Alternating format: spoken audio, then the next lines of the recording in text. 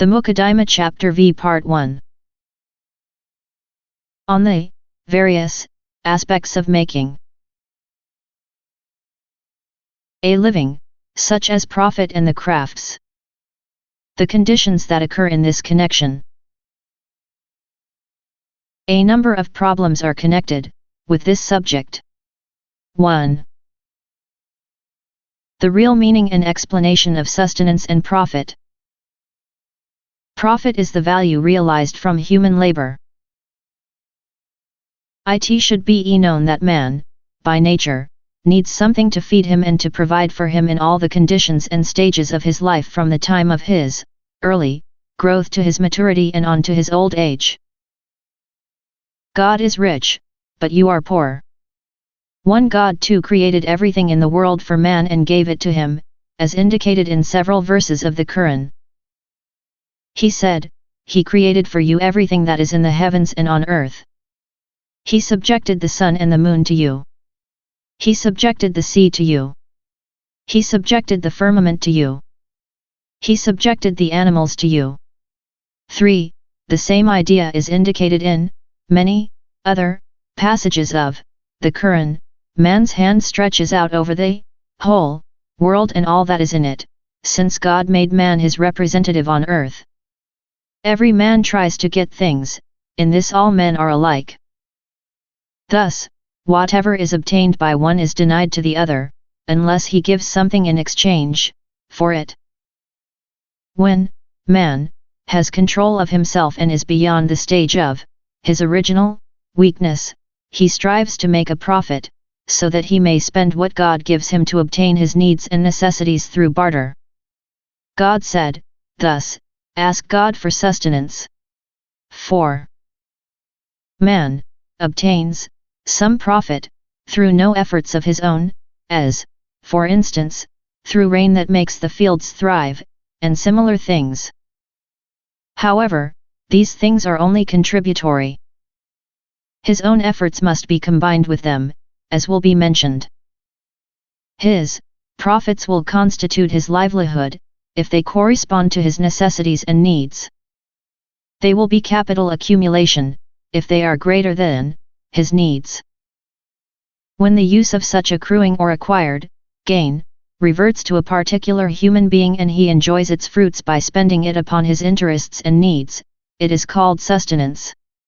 The Prophet said, the only thing you, really, possess of your property is what you ate and have thus destroyed, or what you wore, and have thus worn out, or what you gave as charity, and have thus spent.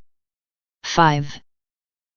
When a person does not use his income for any of his interests and needs, it is not called sustenance. The part of the income that is obtained by a person through his own effort and strength is called profit. For instance, the estate of a deceased person is called profit with reference to the deceased person. It is not called sustenance, because the deceased person has no use for it, but with reference to the heirs, when they use it, it is called sustenance. This is the real meaning of sustenance among Orthodox Muslims. The Mu'tazila stipulated for the use of the term sustenance that it must be possessed rightfully. Whatever is not possessed rightfully is not called sustenance by them. 6. Wrongfully acquired property or anything forbidden was not admitted by them as something that could be called sustenance. Yet, God sustains him who acquires property wrongfully, and also the evildoer, the believer as well as the unbeliever. He singles out whomever he wishes for his mercy and guidance. The Mu'tazila have arguments for their theory of sustenance. This is not the place to discuss them fully. It should further be known that profit results from the effort to acquire things, and the intention to obtain them. Sustenance requires effort and work, even if one tries to get it and ask for it in the proper ways for getting it. 7. God said, thus, ask God for sustenance. 8. The effort to obtain sustenance depends on God's determination and inspiration. Everything comes from God. But human labor is necessary for every profit and capital accumulation. When the source of profit is work as such, as, for instance, the exercise of a craft, this is obvious. When the source of gain is animals, plants, or minerals, this is not quite as obvious, but human labor is still necessary, as one can see. Without human labor, no gain will be obtained, and there will be no useful result. Furthermore, 9 God created the 2 mineral stones, gold and silver, as the measure of value for all capital accumulations. Gold and silver are what the inhabitants of the world, by preference, consider treasure and property to consist of. Even if, under certain circumstances, other things are acquired, it is only for the purpose of ultimately obtaining gold and silver. All other things are subject to market fluctuations, from which gold and silver are exempt. They are the basis of profit, property, and treasure. If all this has been established, it should be further known that the capital a person earns and acquires, if resulting from a craft, is the value realized from his labor. This is the meaning of acquired capital.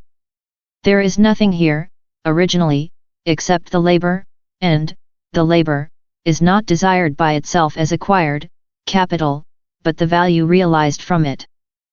Some crafts are partly associated with other crafts. Carpentry and weaving, for instance, are associated with wood and yarn, and the respective crafts needed for their production. However, in the 2 crafts, first mentioned, the labor that goes into them is more important, and its value is greater.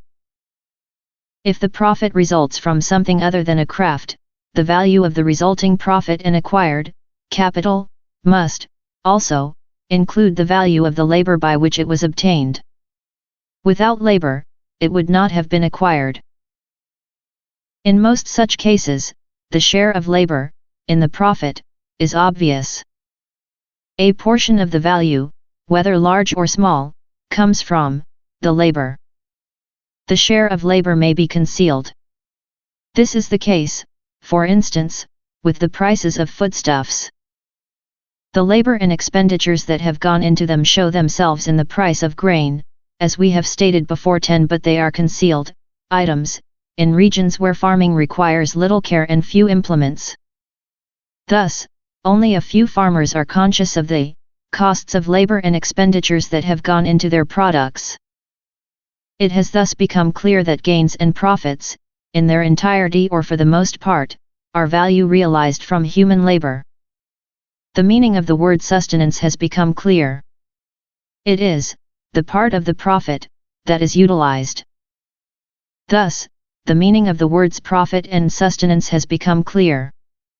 The meaning of both words has been explained. It should be known that when the available labor is all gone or decreases because of a decrease in civilization, God permits profits to be abolished. Cities 11 with few inhabitants can be observed to offer little sustenance and profit, or none whatever, because little human labor is available. Likewise, in cities with a larger supply of labor, the inhabitants enjoy more favorable conditions and have more luxuries, as we have stated before. 12. This is why the common people say that, with the decrease of its civilization, the sustenance of a country disappears. This goes so far that even the flow of springs and rivers stops in waste areas. Springs flow only if they are dug out and the water drawn. This requires human labor. The conditions may be compared with the udders of animals. Springs that are not dug out and from which no water is drawn are absorbed and disappear in the ground completely. In the same way, udders dry up when they are not milked. This can be observed in countries where springs existed in the days of their civilization. Then, they fell into ruins, and the water of the springs disappeared completely in the ground, as if it had never existed. God determines night and day. 13. 2. The various ways, means, and methods of making a living. It should be known that livelihood, making a living, means the desire for sustenance and the effort to obtain it. Livelihood, ma'ash, is a maf'al formation from aish life. The idea is that life is obtained only through the things that go into making a living, and they are therefore considered, with some exaggeration, the place of life. 14. Sustenance. 15. And profit may be obtained through having the power to take them away from others and to appropriate them according to a generally recognized norm. This is called imposts and taxation. Or, profit may be obtained from wild animals by killing or catching them whole on land or in the sea. This is called hunting, fishing. Or, profit may be obtained either from domesticated animals by extracting surplus products which are used by the people, such as milk from animals, silk from silkworms, and honey from bees, or from plants such as are planted in fields or grow as trees, through cultivating and preparing them for the production of their fruits. All this is called agriculture. Or profit may be the result of human labor. Such labor may be applied to specific materials. Then it is called a craft, such as writing, carpentry, tailoring, weaving, horsemanship, and similar crafts. Or it may be applied to non-specific materials. This, then, includes all the other professions and activities. Or profit may come from merchandise and its use in barter. Merchants can make such profit, either by traveling around with the merchandise in various countries, or by hoarding it and observing the market fluctuations which affect it. This is called commerce. These are the different ways and means of making a living. Certain thorough men of letters and philosophers, such as Al-Hariri 16 and others, had this in mind when they said, a living is made by exercising political power, imara, through commerce, agriculture, or the crafts. The exercise of political power is not a natural way of making a living. 17. We do not have to mention it here. Something was said before in the second chapter about governmental tax collection and the people in charge of it. 18. Agriculture, the crafts, and commerce, on the other hand, are natural ways of making a living. Agriculture is prior to all the other ways of making a living, by its very nature, since it is something simple and innately natural. It needs no speculation or theoretical knowledge. Therefore, invention of it is ascribed to Adam, the father of mankind. He is said to have taught and practiced agriculture. This indicates that it is the oldest way of making a living and the one most closely related to nature. The crafts are secondary and posterior to agriculture. They are composite and scientific. Thinking and speculation is applied to them.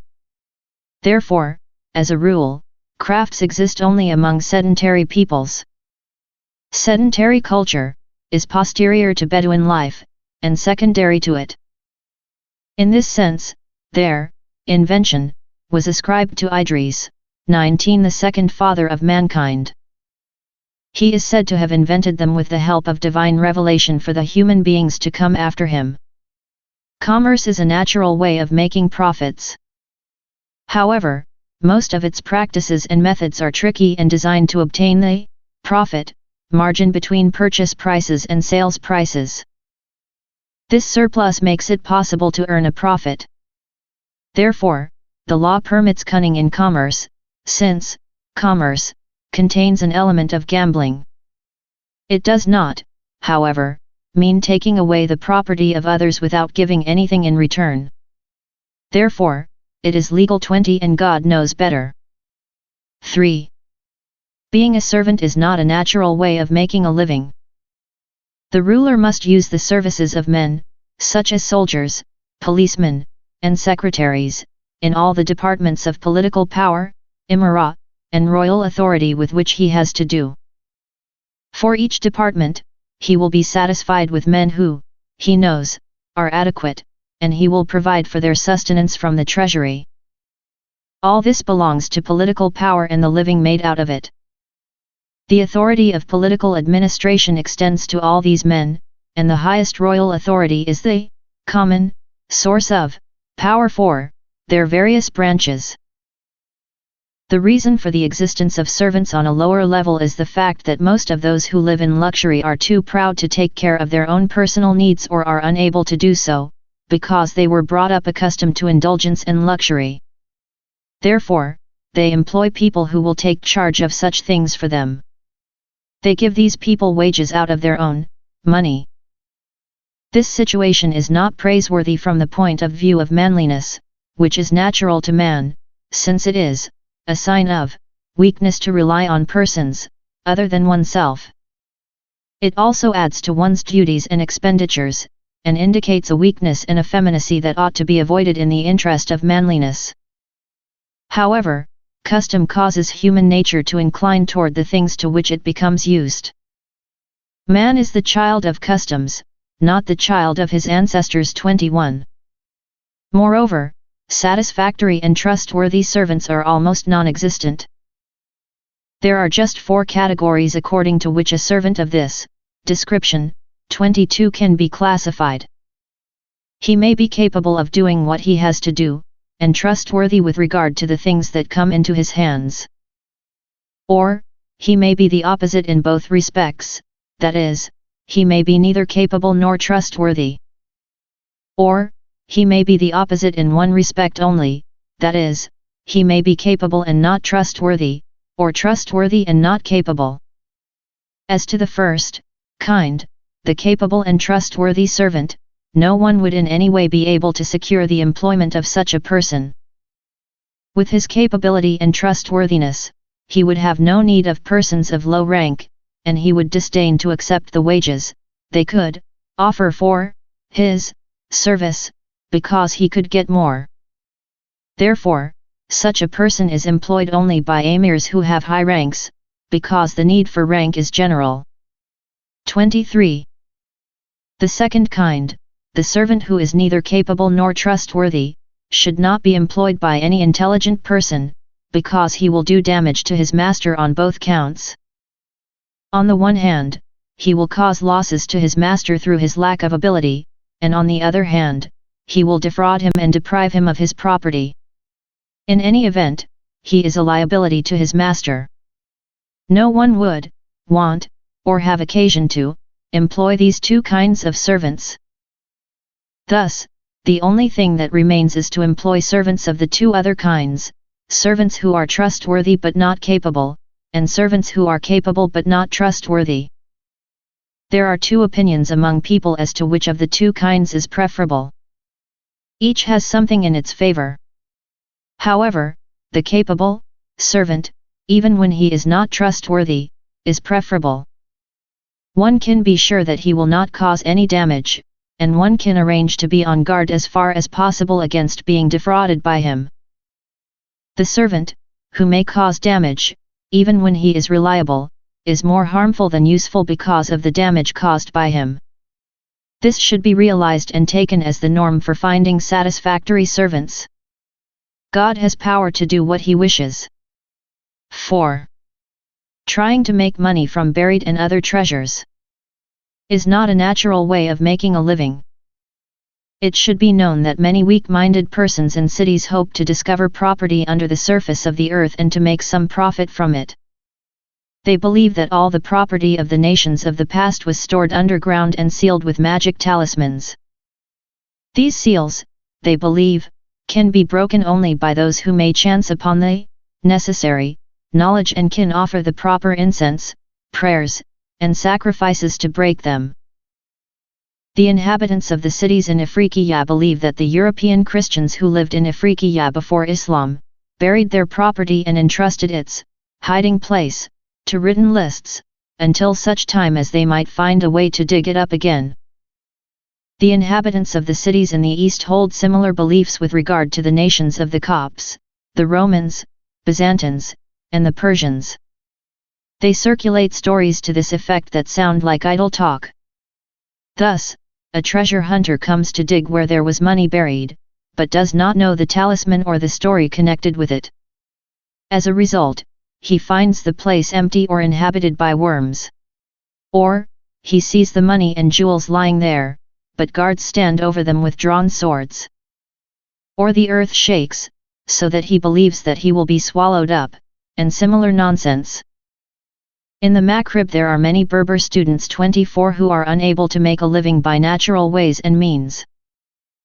They approach well-to-do people with papers that have torn margins and contain either non-Arab writing or what they claim to be the translation of a document written by the owner of buried treasures, giving the clue to the hiding place. In this way, they try to get their sustenance by persuading well-to-do people to send them out to dig and hunt for treasure. They fool them by saying that their only motive in asking for help is their wish to find influential protection against seizure and punishment by local authorities. Occasionally, one of these treasure hunters displays strange information or some remarkable trick of magic with which he fools people into believing his other claims, although, in fact, he knows nothing of magic and magical procedures. Most weak-minded people wish to do their digging with others and to be protected by the darkness of night while they do it. They are afraid of watchers and government spies. When they do not turn anything up, they put the blame upon their ignorance of the talisman with which they buried money was sealed. Thus they deceive themselves as to the failure of their hopes. In addition to a weak mind, a common motive that leads people to hunt for treasure is their inability to make a living in one of the natural ways that lead to profit, such as commerce, agriculture, or the crafts.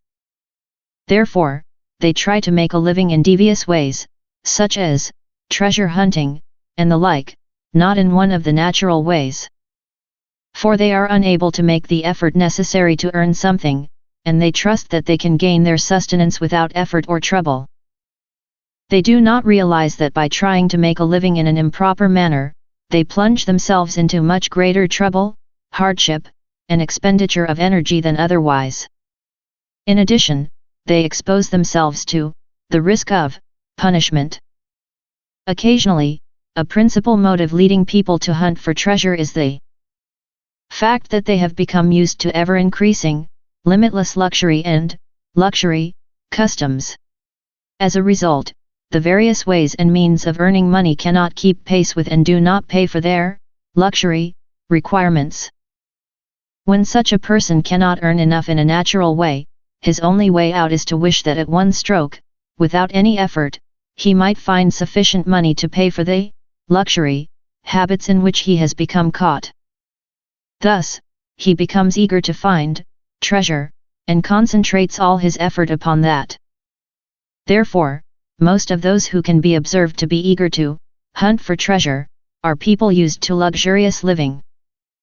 Among the people of the various dynasties and the inhabitants of cities such as Cairo, Egypt, where there is much luxury and living conditions are favorable, many are engrossed in the search for treasure. They question travelers about extraordinary tales of hidden treasure, with the same eagerness they show for the practice of alchemy. 25 Thus, we hear that the inhabitants of Cairo, Egypt, consult the Maghribi students they meet, in hopes that, with their help, they may perhaps hit upon some buried or other treasure. They further investigate the possibility of making water disappear in the soil, because they believe that the majority of all buried treasures are to be found in the canals of the Nile and that the Nile largely covers the buried or hoarded treasures in those regions. Persons who possess the aforementioned forged records fool them with the excuse that the reason they cannot reach the treasures is because the Nile flows there. In this way they cover up their lies. First, they want to make a living. The person who hears their stories wants to make the water disappear in the ground by means of magical operations, so as to obtain what he wants. People in Egypt are fond of magic, a trait they have inherited from their early forebears in Egypt. Their magical disciplines and monuments still remain in Egypt, as the graves of the ancient Egyptians and other buildings attest. The story of Pharaoh's magicians testifies to their special knowledge of magic. 26 The inhabitants of the Maghrib circulate a poem among themselves which they ascribe to the sages of the East. As one can see, it shows how to make water disappear in the ground by magical means. This is the poem. O you who are looking for the secret of how to make water disappear in the ground, Listen to the word of truth from an expert. Put aside all the false statements and deceptive remarks that people have written in books, and listen to my truthful word and advice. If you are one of those who do not believe in cheating being cheated, if you seek to make a well disappear, and how to handle this well has always puzzled the mind. Make a picture resembling yourself standing, but the head should be that of a young lion, drawn as a round shape. His hands should hold the rope that is drawing a bucket up from the bottom of a well. On his breast, there should be an H, as you may have seen, written 3 times, the number of divorce. Be careful not to repeat it more often. It should step upon is without touching them. Walking like someone who is courageous, clever, and skillful. He means that the is are in front of the figure, and it looks as if it were walking upon them. Around the hole, there is a line running, which should rather be square than round. Slaughter a bird over it and smear its blood upon it. And immediately after the slaughtering, go and use incense, sandarak, frankincense, storax, and costus root, and cover it with a silken garment, a red one or a yellow one, not a blue one. It should have no green or dark color in it. It should be sewn with threads of white or red wool of purest red coloring. The ascendant should be Leo, as has already been explained. And there should be no bright moonlight. 27. And the fall moon should be connected with the lucky position of Mercury. A Saturday should be the hour of the operation. My opinion is that this poem is one of the things with which swindlers fool other people. These swindlers create remarkable situations and employ astounding techniques. They go so far in their devious lies as to take up residence in famous mansions and houses known as hiding places of treasures. They undertake excavations there and make underground cells 28 and put signs there which they, then, incorporate in their forged lists. Then, they go to some weak-minded person with these lists. They urge him to rent the mansion and live there. They suggest to him that the mansion contains a buried treasure of indescribable magnitude. They ask for money to buy drugs and incense, in order to break the talismans. They condition him by producing the signs they themselves had placed there and that were of their own manufacture. He gets excited by the things he sees. He is deceived and taken in by them without knowing it. During these operations, they, swindlers, use among themselves a special linguistic terminology with the help of which they inveigle their victims, and keep them in ignorance of what they say concerning the digging, incense, slaughtering of animals, and the other such things that they do. The things that have been said about treasure hunting have no scientific basis, nor are they based upon factual information. It should be realized that although treasures are sometimes found, this happens rarely and by chance, not by systematic search. The hiding of treasures is no matter of general concern, such that people would commonly store their money underground and seal it with talismans, either in ancient or in recent times. Buried treasures, rikas, such as are mentioned in the prophetic traditions and such as the jurists assume to exist 29, that is, buried in pre-Islamic times, are found by chance, not by systematic search. Furthermore, why should anyone who hoards his money and seals it with magical operations, thus making extraordinary efforts to keep it concealed, set up hints and clues as to how it may be found by anyone who cares to? Why make a written list of it, so that the people of any period and region could find his treasure? This would contradict the intention of keeping it concealed. Furthermore, intelligent people act with some definite, useful purpose in mind. A person who hoards his money does so because he wants his children, his relatives, or someone else to get it. No intelligent person tries to hide his money altogether, from everybody. To do so would merely bring about its destruction or loss, or it's going to some member of a future nation unknown to him. The question has been asked, where is the property of the nations that came before us, and where are the abundant riches known to have existed among those nations? In reply, 30 It should be known that treasures of gold, silver, precious stones, and utensils are no different from other minerals and acquired. 31. Capital, from iron, copper, lead, and any other real property or ordinary minerals. It is civilization that causes them to appear, with the help of human labor, and that makes them increase or decrease. All such things in people's possession may be transferred and passed on by inheritance. They have often been transferred from one region to another, and from one dynasty to another, in accordance with the purposes they were to serve 31a and the particular civilization that required them. If money, at this time, is scarce in the Maghrib and Afriqiat, it is not scarce in the countries of the Slavs and the European Christians. If it is scarce in Egypt and Syria, it is not scarce in India and China. Such things are merely materials, alat, and acquired capital. It is civilization that produces them in abundance or causes them to be in short supply. Moreover, minerals are affected by destruction like all other existent things. Pearls and jewels deteriorate more quickly than anything else. Gold, silver, copper, iron, lead, and tin are also affected by destruction and complete annihilation, which destroy their substances in a very short time.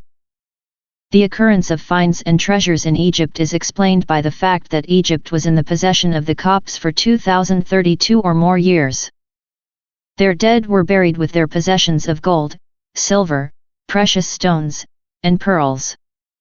This was the custom of the people of the old dynasties. When the dynasty of the Copts ended and the Persians ruled Egypt, they searched the graves for such objects and discovered them. They took an indescribably large amount of such objects from the graves, from the pyramids, for example, which were the royal graves, and from the other types of graves. The same was done by the Greeks after them. Those graves afforded opportunities for treasure hunting and have continued to do so, down to this time. One frequently comes upon buried treasure in them. This may either consist of money buried by the Copts, or, it may be, the specially prepared vessels and sarcophagi of gold and silver with which they honored their dead when they buried them. For thousands of years, the graves of the Copts have been likely to afford opportunities for finding treasure. Because of the existence of treasures in graves, the Egyptians have been concerned with the search for treasures and their discovery. When, in the later years of a dynasty, duties come to be levied upon various things, they are even levied upon treasure hunters, and a tax has to be paid by those stupid and deluded persons who occupy themselves with treasure hunting. Greedy people, in the government, who try assiduously to discover treasures think that they have thus found the means to discover treasures, for their own benefit, and a promising way to get them out. But all their efforts remain entirely unsuccessful. God is our refuge from perdition. 33. Those who are deluded or afflicted by these things must take refuge in God from their inability to make a living and their laziness in this respect, just as the messenger of God took refuge from it and turned away from the ways and delusions of Satan. They should not occupy themselves with absurdities and untrue stories. God gives sustenance to whomever He wishes to give it, without accounting. 34. 5. Ranks are useful in securing property. This 35 is as follows. We find that the person of rank who is highly esteemed is in every material aspect more fortunate and wealthier than a person who has no rank. The reason for this is that the person of rank is served by the labor of others. They try to approach him with their labor, since they want to be close to him, and are in need of the protection his rank affords. People help him with their labor in all his needs, whether these are necessities, conveniences, or luxuries. The value realized from all such labor becomes part of his profit. For tasks that usually require giving some compensation, to the persons who perform them, he always employs people without giving anything in return. He realizes a very high value from their labor. It is the difference between the value he realizes from the free labor products and the prices he must pay for things he needs. He thus makes a very great profit. A person of rank receives much free labor which makes him rich in a very short time. With the passing of days, his fortune and wealth increase. It is in this sense that the possession of political power, imara, is one of the ways of making a living, as we have stated before 36. The person who has no rank whatever, even though he may have property, acquires a fortune only in proportion to the property he owns and in accordance with the efforts he himself makes. Most merchants are in this position. Therefore, merchants who have a rank are far better off than other merchants. Evidence for this is the fact that many jurists and religious scholars and pious persons acquire a good reputation. Then, the great mass believes that when they give them presents, they serve God. People, therefore, are willing to help them in their worldly affairs and to work for their interests. As a result, they quickly become wealthy and turn out to be very well off, although they have acquired no property but have only the value realized from the labor with which the people have supported them. We have seen much of this in cities and towns as well as in the desert. People do farm work and business for these men, who sit at home and do not leave their places. But still their property grows and their profits increase. Without effort, they accumulate wealth, to the surprise of those who do not understand what the secret of their affluence is, what the reasons for their wealth and fortune are. God gives sustenance to whomever He wishes to give it, without accounting. 37. 6. Happiness and profit are achieved mostly by people who are obsequious and use flattery. Such character disposition is one of the reasons for happiness. We have stated before in a previous passage 38 that the profit human beings make is the value realized from their labor. If someone could be assumed to have no ability whatever to do any labor, he would have no profit whatever. The value realized from one's labor corresponds to the value of one's labor and the value of this labor, as compared to the value of other labor and the need of the people for it. The growth or decrease of one's profit, in turn, depends on that. We have also just now explained 39 that ranks are useful in securing property. A person of rank has the people approach him with their labor and property. They do that in order to avoid harm and to obtain advantages. The labor and property through which they attempt to approach him is, in a way, given in exchange for the many good and bad things they may obtain, or avoid, with the aid of his rank. Such labor becomes part of the profit of the man of rank, and the value realized from it means property and wealth for him. He thus gains wealth and a fortune in a very short time. Ranks are widely distributed among people, and there are various levels of rank among them. At the top, they extend to the rulers above whom there is nobody. At the bottom, they extend to those who have nothing to gain or to lose among their fellow men. In between, there are numerous classes. This is God's wise plan with regard to His creation. It regulates their livelihood, takes care of their interests, and ensures their permanency. The existence and persistence of the human species can materialize only through the cooperation of all men in behalf of what is good for them. It has been established that a single human being could not fully exist by himself, and even if, hypothetically, it might happen as a rare exception, his existence would be precarious. Now, such cooperation is obtained by the use of force, since people are largely ignorant of the interests of the human species, and since they are given freedom of choice and their actions are the result of thinking and reflection, not of natural instinct. They thus refrain from cooperating. Therefore, it is obligatory to make them cooperate, and there must be some motive forcing human beings to take care of their interests, so that God's wise plan as to the preservation of mankind can materialize. This is what is meant by the verse of the Quran, and we placed some of you over others in various grades, so that they might use the others for forced labor. The mercy of your Lord is better than whatever they gather. 40. It has, thus, become clear that rank means the power enabling human beings to be active among the fellow men under their control with permission and prohibition, and to have forceful superiority over them, in order to make them avoid things harmful to them and seize their advantages. They may act in justice and apply the laws of religion and politics, and, also, follow their own purposes. 41 in everything else. However, the first thing, the just use of rank, was intended by the divine providence as something essential, whereas the second thing, self-seeking use of rank, enters into it as something accidental, as is the case with all evils decreed by God. Much good can fully exist only in conjunction with the existence of some little evil, which is the result of matter. The good does not disappear with the admixture of evil, but attaches itself to the little evil that gathers around it.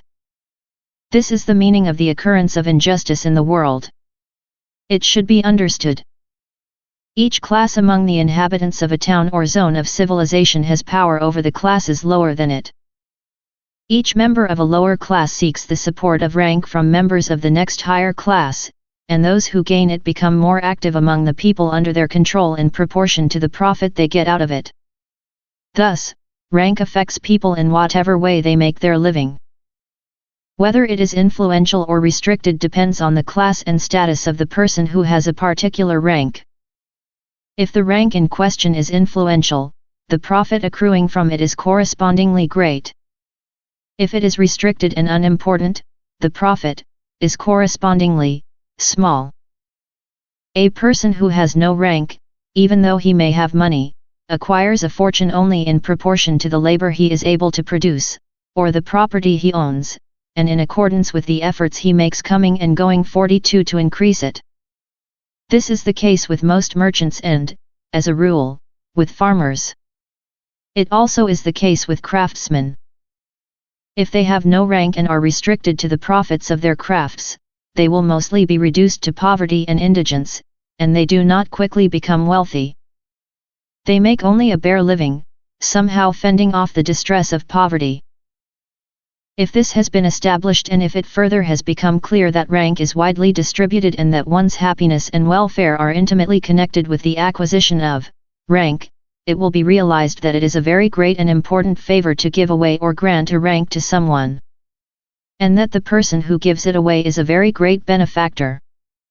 He gives it only to people under his control. Thus, giving rank away shows influence and power.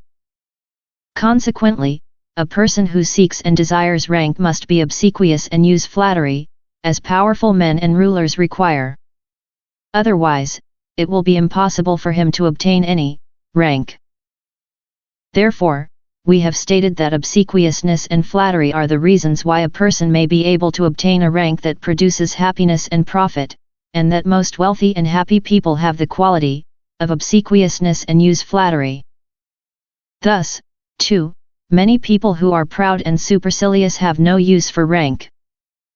Their earnings, consequently, are restricted to the results of their own labors, and they are reduced to poverty and indigence.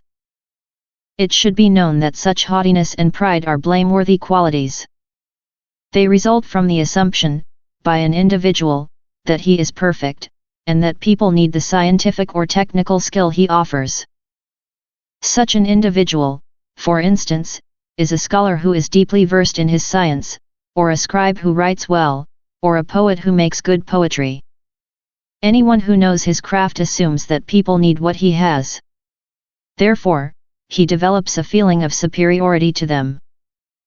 People of noble descent, whose forebears include a ruler or a famous scholar, or a person perfect in some position, also share this illusion. They are arrogant because of the position their forebears held in their town. They have seen it themselves or have heard about it. They assume that they deserve a similar position because of their relationship to such men and the fact that they are their heirs. In fact, they cling to something that is a matter of the past, since perfection is not passed on by inheritance. 43 The same is the case with people who are skillful, experienced, and versed in affairs. Some of them assume that they are perfect and needed on that account. All these types of people are found to be proud.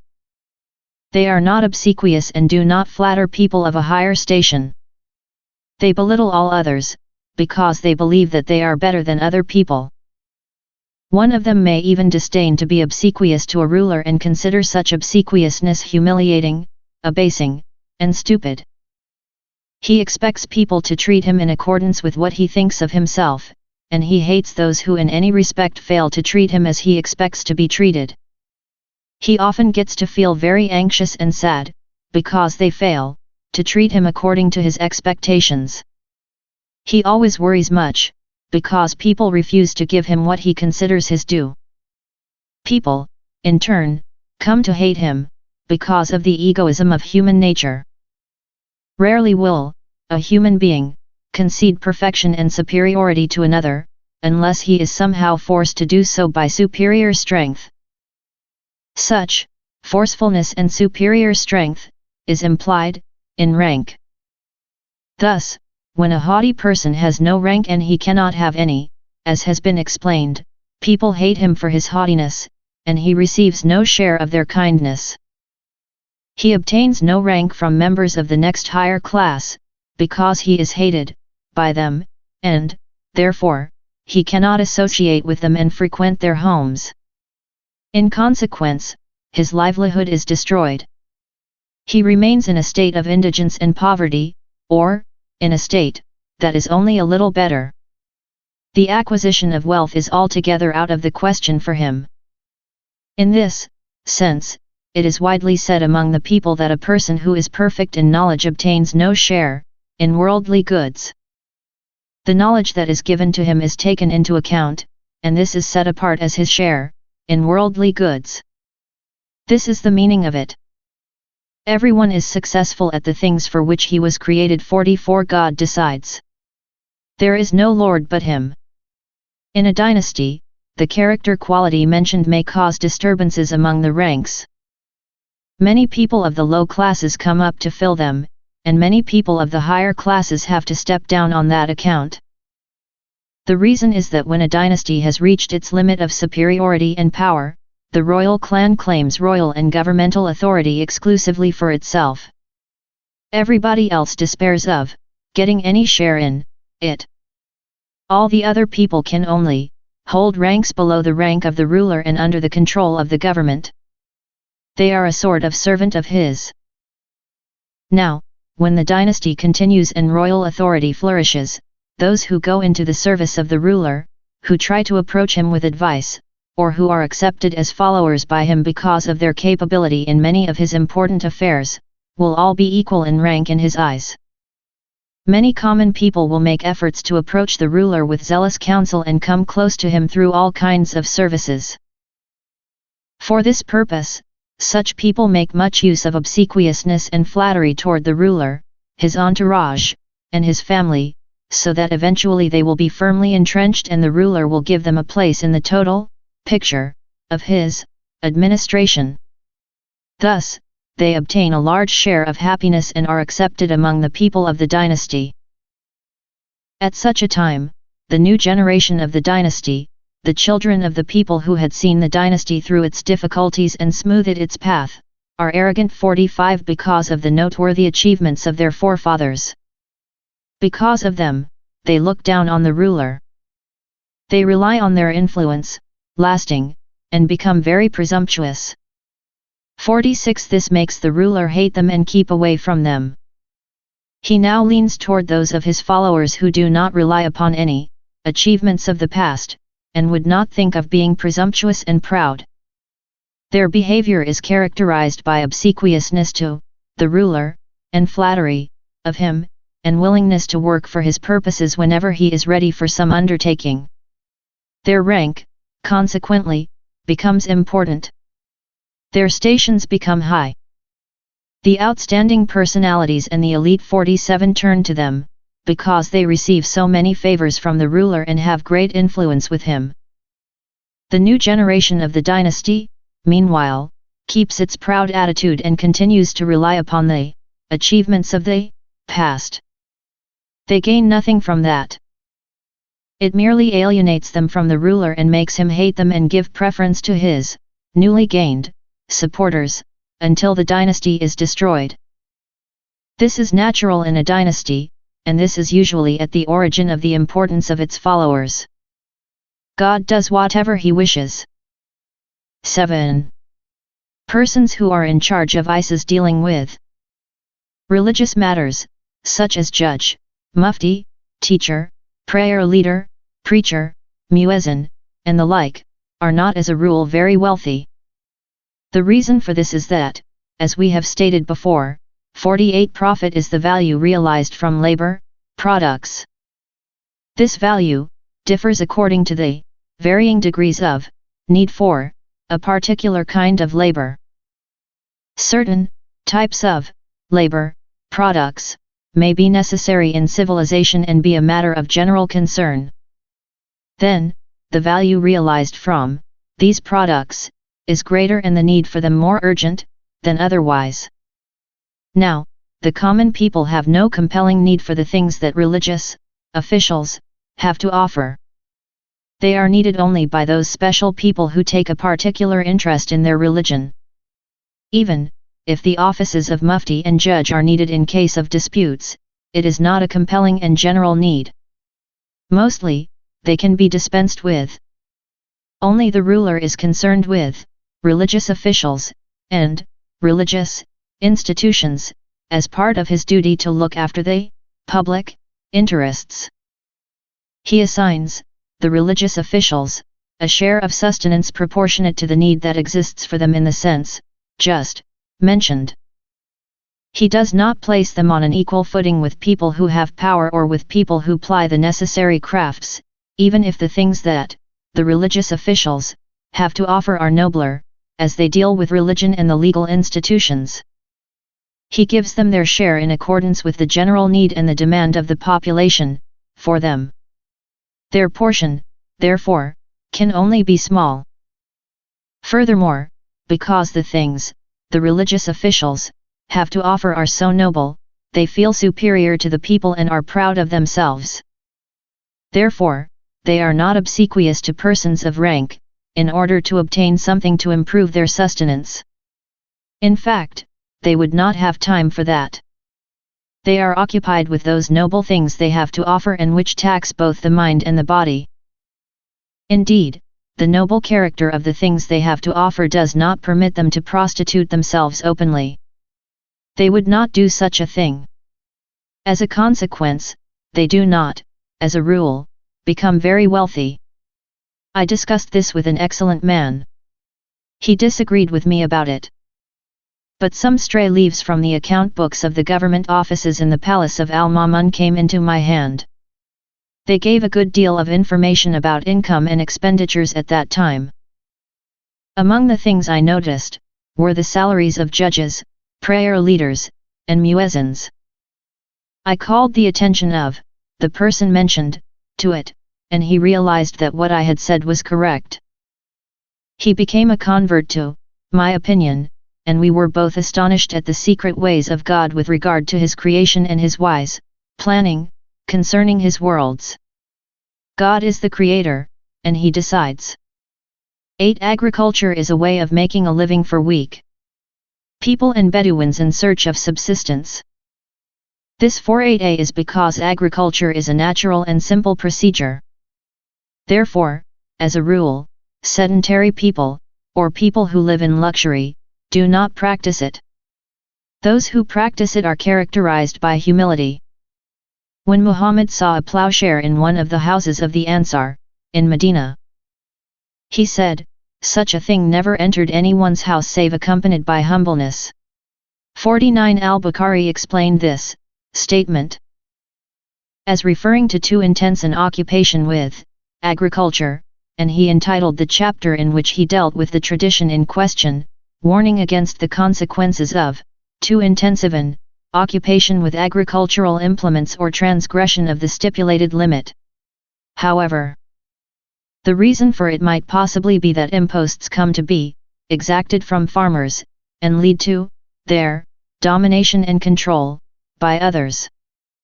The person who has to pay imposts is humble and poor, because a superior force takes his possessions away from him. Muhammad said, "The hour will not arise until the charity tax becomes an impost." 50. This refers to the tyrannical ruler who uses force against the people, who is domineering and unjust, and who forgets the divine rights of private capital and considers all rights to be subject to imposts, to be paid to rulers and dynasties. God has power to do what he wishes. 9. The meaning, methods, and different kinds of commerce. 51. It should be known that commerce means the attempt to make a profit by increasing capital, through buying goods at a low price and selling them at a high price, whether these goods consist of slaves, grain, animals, weapons, or clothing material.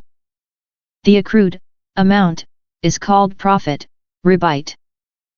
The attempt to make such a profit may be undertaken by storing goods and holding them until the market has fluctuated from low prices to high prices. This will bring a large profit. Or, the merchant may transport his goods to another country where they are more in demand than in his own, where he bought them. This, again, will bring a large profit. Therefore, an old merchant said to a person who wanted to find out the truth about commerce, "I shall give it to you in 2 words, buy cheap and sell dear." 52. There is commerce for you. By this, he meant the same thing that we have just established. God gives sustenance. He is strong and solid. 53. L0. The transportation of goods by merchants. 54. The merchant who knows his business will travel only with such goods as are generally needed by rich and poor, rulers and commoners alike. General need makes for a large demand for his goods. If he restricts his goods to those needed only by a few people, it may be impossible for him to sell them, since these few may for some reason find it difficult to buy them. Then, his business would slump, and he would make no profit. Also, a merchant who travels with needed goods should do so only with medium quality goods. The best quality of any type of goods is restricted to wealthy people and the entourage of the ruler. They are very few in number. As is well known, the medium quality of anything is what suits most people. This should by all means be kept in mind by the merchant, because it makes the difference between selling his goods and not selling them. Likewise, it is more advantageous and more profitable for the merchant's enterprise, and a better guarantee that he will be able to take advantage of market fluctuations, if he brings goods from a country that is far away and where there is danger on the road. In such a case, the goods transported will be few and rare, because the place where they come from is far away or because the road over which they come is beset with perils, so that there are few who would bring them, and they are very rare. When goods are few and rare, their prices go up. On the other hand, when the country is near and the road safe for traveling, there will be many to transport the goods. Thus, they will be found in large quantities, and the prices will go down. Therefore, the merchants who dare to enter the Sudan country are the most prosperous and wealthy of all people. The distance and the difficulty of the road they travel are great. They have to cross a difficult desert which is made, almost, inaccessible by fear of danger, and beset by the danger of thirst. Water is found there only in a few well-known spots to which caravan guides lead the way. The distance of this road is braved only by a very few people. Therefore, the goods of the Sudan country are found only in small quantities among us, and they are particularly expensive. The same applies to our goods among them. Thus, merchandise becomes more valuable when merchants transport it from one country to another. Merchants who do so, quickly get rich and wealthy. The same applies to merchants who travel from our country to the east, also because of the great distance to be traversed. On the other hand, those who travel back and forth between the cities and countries of one particular region earn little and make a very small profit, because their goods are available in large quantities and there is a great number of merchants who travel with them. God gives sustenance. He is strong and solid. 55. 11. Hoarding. Intelligent and experienced people in the cities know that it is inauspicious to hoard grain and to wait for high prices, and that the profit, expected, may be spoiled or lost through hoarding. The reason may perhaps lie in the facts that people need food, and that the money they spend on it, they are forced to spend. Therefore, their souls continue to cling to their money. The fact that souls cling to what is theirs may be an important factor in bringing bad luck to the person who takes someone's money, giving nothing in return. 56. This, perhaps, is what the lawgiver Muhammad meant when he speaks about taking people's property for nothing. In this particular case, it is not a question of taking money, giving nothing in return.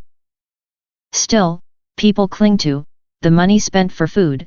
They had to spend it and had no possible excuse, which is a sort of compulsion. For things that are traded, other than foodstuffs and victuals, people have no compelling need. It is merely the diversification of desires that calls their attention to them. On such, they spend their money voluntarily and willingly, and they retain no hankering after the money they have paid. Thus, the person known to be a hoarder is persecuted by the combined psychic powers of the people whose money he takes away. Therefore, he loses his profit. And God knows better. In this connection, I heard an interesting story about a sheikh of the Maghrib. Our teacher Abu Abdallah Halabili told it to me as follows: I was in the house of the chief judge of Fez, in the time of Sultan Abu Said. He was the jurist Abu I, Hassan al-Malili. He had just been offered, as his salary, the choice of one of the various sorts 5-6a, of taxes, that were collected by the government. He said, the judge reflected a while. Then he said, the customs duties on wine. Those of his friends who were present were amused and astonished. They questioned him as to what was in his mind. He replied, all tax money is forbidden. Therefore, I choose the tax that is not haunted by the souls of those who had to pay it. Rarely would anybody spend his money on wine unless he were gay and happy with the experience 57 of drinking wine, and did not regret it. His soul, therefore, does not cling to the money he has had to spend. This is a remarkable observation. And God knows better. 12. Continued, low prices are harmful to merchants who have to trade at low prices. 58. This is because, as we have stated before, 59 profit and livelihood result from the crafts or from commerce. Commerce means the buying of merchandise and goods, storing them, and waiting until fluctuation of the market brings about an increase in the prices of these goods. This is called profit, ribite. It provides a profit, kasib, and a livelihood for professional traders. When 60 the prices of any type of goods, victuals, clothing material, or anything else, that may bring in capital, remain low and the merchant cannot profit from any fluctuation of the market affecting these things, his profit and gain stop if the situation goes on for a long period. Business in this particular line of goods slumps, and the merchant has nothing but trouble. No trading will be done, and the merchants lose their capital. This may be exemplified in the instance of grain. While it remains cheap, the condition of all farmers and grain producers who have to do with any of the various stages of grain production is adversely affected, the profit they make being small, insignificant, or non-existent. They cannot increase their capital, or they find the increase to be small. They have to spend their capital. Their condition is adversely affected, and they are reduced to poverty and indigence. This then, in turn, affects the condition of millers, bakers, and all the other occupations that are connected with grain from the time it is sown to the time it can be eaten. Likewise, the condition of soldiers is adversely affected. Their sustenance is provided by the ruler in the form of grain from farmers, through the grant of fiefs. Thus, when the prices of agricultural products are low, the income from taxation 61 is small, and soldiers are unable to render the military service for which they exist and for which they receive sustenance from the ruler. Thus, the ruler discontinues their sustenance, and air condition is adversely affected. Likewise, while the prices of sugar and honey remain low, everything connected with these commodities is adversely affected, and the merchants who deal in it stop trading. The same is the case with clothing, material, while prices remain low. Thus, prices that are too low destroy the livelihood of the merchant who trades in any particular type of low-priced merchandise. The same applies to prices that are too high. Occasionally and rarely, they may bring an increase in capital as a result of hoarding some particular merchandise, and the large profit that goes with hoarding, but it is medium prices and rapid fluctuations of the market that provide people with their livelihood and profit. This insight has a bearing upon customs established among civilized people. Low prices for grain, and of other things that are traded, are praised, because the need for grain is general and people, 62, the rich as well as the poor, are compelled to buy food. Dependent people constitute the majority of people in civilization. Therefore, low prices for foodstuffs are of general usefulness, and food, at least, as far as this particular kind of food, namely, grain, is concerned, weighs more heavily than commerce 63. God gives sustenance. He is strong and solid. 64. 14. The character qualities of merchants are inferior to those of leading personalities and remote from manliness 70. In 71, the preceding section, we stated that a merchant must concern himself with buying and selling, earning money and making a profit. This requires cunning, willingness to enter into disputes, cleverness, constant quarreling, and great persistence. These are things that belong to commerce. They are qualities detrimental to and destructive of virtuousness and manliness, because it is unavoidable that actions influence the soul. Good actions influence it toward goodness and virtue. Evil and deceitful actions influence it in the opposite sense. If evil and deceitful actions come first 72 and good qualities later, the former become firmly and deeply rooted and detract from the good qualities, since the blameworthy influence of the evil actions has left its imprint upon the soul. As is the case with all habits that originate from actions. These influences differ according to the different types of merchants. Those who are of a very low type and associated closely with bad traders who cheat and defraud and perjure themselves, asserting and denying statements concerning transactions and prices, are much more strongly affected by these bad character qualities. Deceitfulness becomes their main characteristic. Manliness is completely alien to them, beyond their power to acquire. At any rate, it is unavoidable that their cunning and their willingness to enter into disputes affects their manliness, adversely.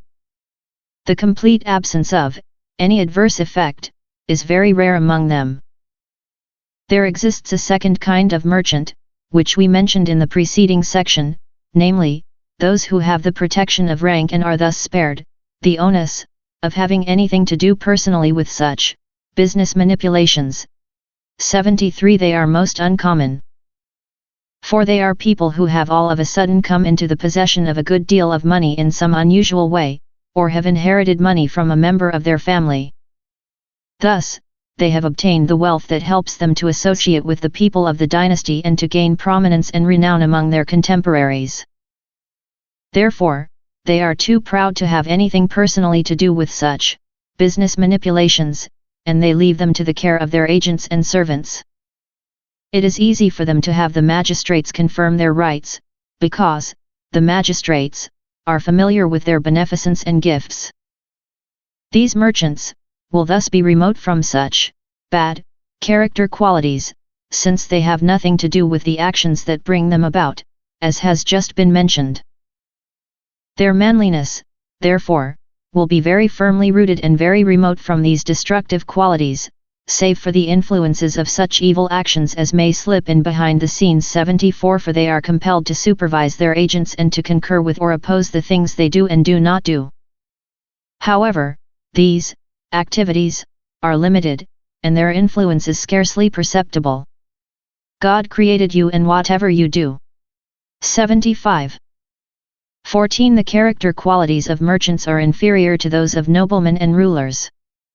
This is because merchants are mostly occupied with buying and selling. This necessarily requires cunning. If a merchant always practices cunning, it becomes his dominant character quality. The quality of cunning is remote from that of manliness, which is the characteristic quality of rulers and noblemen. If the character of the merchant then adopts the bad qualities that follow from cunning, in low-class merchants, such as quarrelsomeness, cheating, defrauding, as well as the inclination to commit perjury in rejecting and accepting statements concerning prices, his character can be expected to be one of the lowest sort, for well-known reasons. 76 It is because of the character that one acquires through the practice of commerce that political leaders avoid engaging in it. There are some merchants who are not affected by those character qualities and who are able to avoid them, because they have noble souls and are magnanimous, but they are very rare in this world. God guides whomever He wants to guide. 77 With His bounty and generosity, He is the Lord of the first ones and the last ones. 15 The crafts require teachers. It 78 should be known that a craft is the habit. 79 Of something concerned with action and thought.